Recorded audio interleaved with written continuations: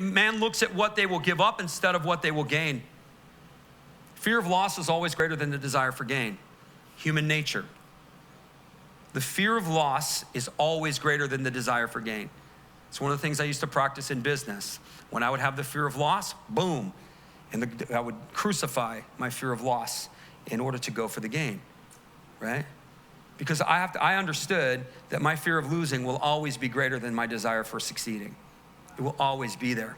I can't get rid of it. I can't meter that away. I can't push that away. I have to choose in light of the fear.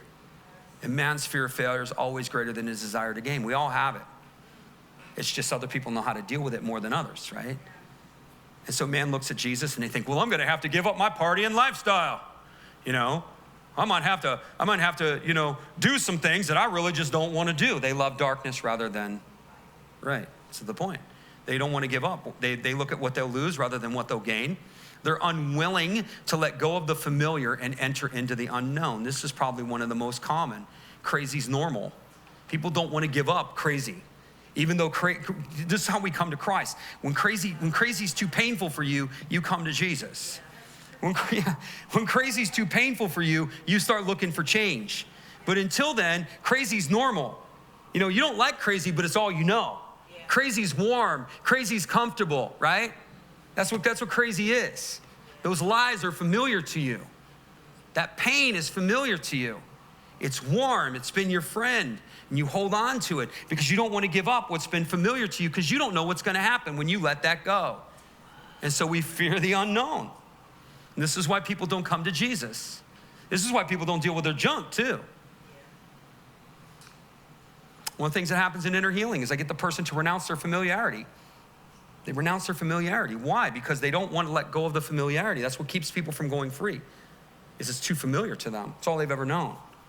It's all they've ever known. They can't let it go because it's all they've never known. I don't know who I will be without this. Well, you'll be free. That's who you'll be. Well, what's that look like? I have no idea, but embrace the future.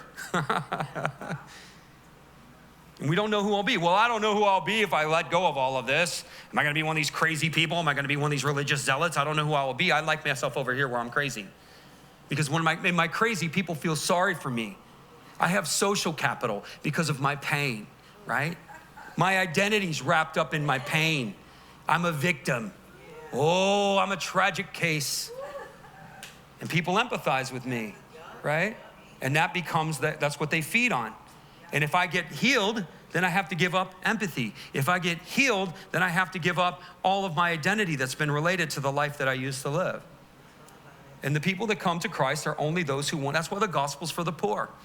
The people that know they're broken and they're like, I don't want this brokenness anymore. I don't want it. I want something different. The kingdom works like that too.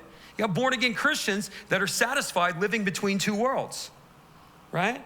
When you get sick of living between two worlds, then and only then will you pursue a life that's higher. You're born again, but people live between two worlds. That was Elijah's rebuke to the Israelites. How long will you stagger between two opinions?